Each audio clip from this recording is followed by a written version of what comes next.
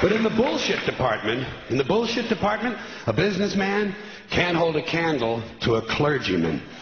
Because I got to tell you the truth, folks. I got to tell you the truth. When it comes to bullshit, big time, major league bullshit, you have to stand in awe. In awe of the all-time champion of false promises and exaggerated claims, religion. No contest. No contest. Religion easily has the greatest bullshit story ever told. Think about it. Religion has actually convinced people that there's an invisible man living in the sky who watches everything you do every minute of every day. And the invisible man has a special list of 10 things he does not want you to do. And if you do any of these 10 things, he has a special place full of fire and smoke and burning and torture and anguish where he will send you to live and suffer and burn and choke and scream and cry forever and ever till the end of time. But he loves you.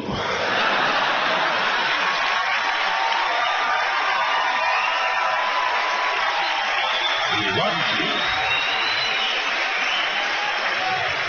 He loves you and he needs money. He always needs money.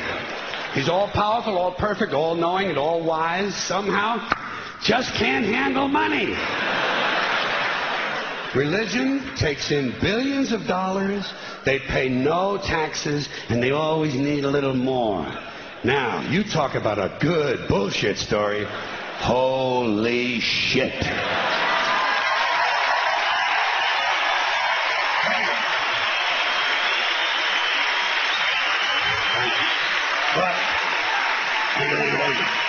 Thank you very much. But I want you to know something. This is sincere. I want you to know, when it comes to believing in God, I really tried. I really tried. I tried to believe that there is a God who created each of us in his own image and likeness, loves us very much, and keeps a close eye on things. I really tried to believe that, but I got to tell you, the longer you live, the more you look around, the more you realize something is fucked up. Something is wrong here. War, disease, death, destruction, hunger, filth, poverty, torture, crime, corruption, and the ice-capades. Something is definitely wrong. This is not good work. If this is the best God can do, I am not impressed. Results like these do not belong on the resume of a supreme being. This is the kind of shit you'd expect from an office temp with a bad attitude. And just between you and me, in any decently run universe, this guy would have been out on his all-powerful ass a long time ago. And by the way, I say this guy because I firmly believe, looking at these results, that if there is a God, it has to be a man. No woman could or would ever fuck things up like this.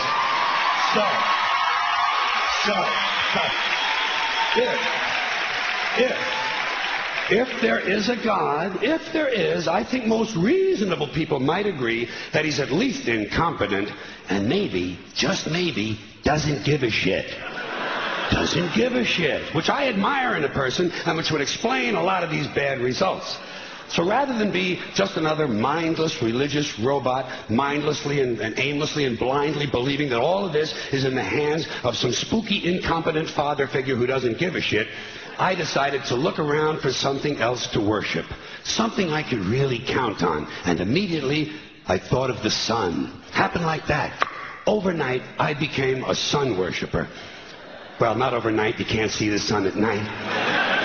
But first thing the next morning, I became a sun worshiper. Several reasons. First of all, I can see the sun. Okay? Yes. Unlike some other gods I could mention, I can actually see the sun. I'm big on that. If I can see something, I don't know, kind of helps the credibility along, you know? So every day I can see the sun as it gives me everything I need. Heat, light, food, flowers in the park, reflections on the lake, an occasional skin cancer. But hey, at least there are no crucifixions, and we're not setting people on fire simply because they don't agree with us. Sun worship is fairly simple. There's no mystery, no miracles, no pageantry, no one asks for money, there are no songs to learn, and we don't have a special building where we all gather once a week to compare clothing. And the best thing about the sun, it never tells me I'm unworthy.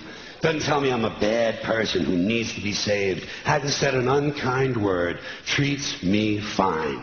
So, I worship the sun. But I don't pray to the sun. You know why? I wouldn't presume on our friendship. It's not polite. I've often thought people treat God rather rudely, don't you? Asking trillions and trillions of prayers every day, asking and pleading and begging for favors. Do this, give me that, I need a new car, I want a better job. And most of this praying takes place on Sunday, his day off. It's not nice, and it's no way to treat a friend. But people do pray, and they pray for a lot of different things. You know, your sister needs an operation on her crotch. Your brother was arrested for defecating in a mall. But most of all, you'd really like to fuck that hot little redhead down at the convenience store. You know, the one with the eye patch and the club foot. Huh? Can you pray for that?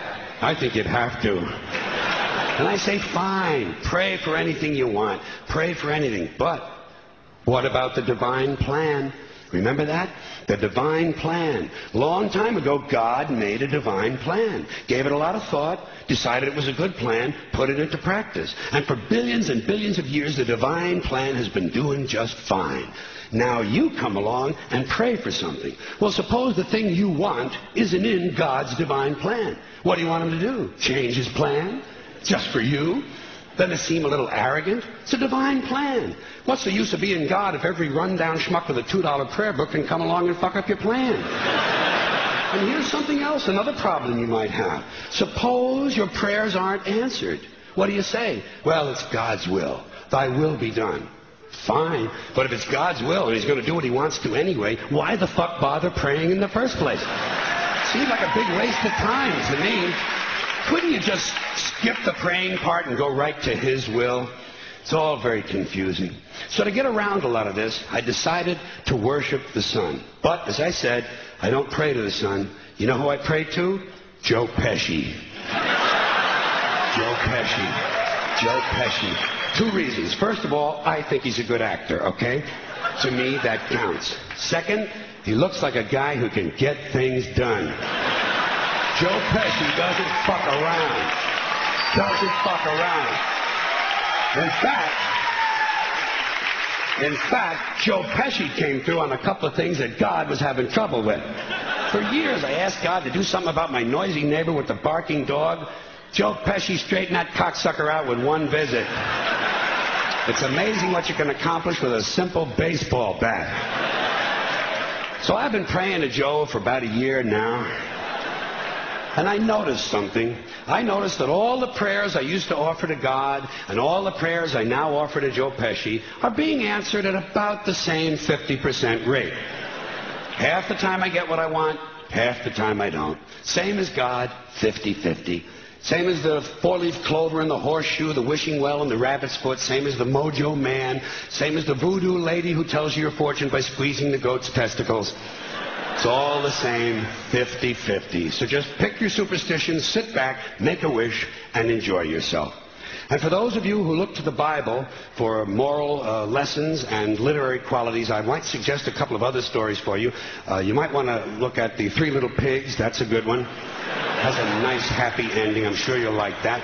Then there's Little Red Riding Hood, although it does have that X-rated part where the big bad wolf actually eats the grandmother, which I didn't care for, by the way.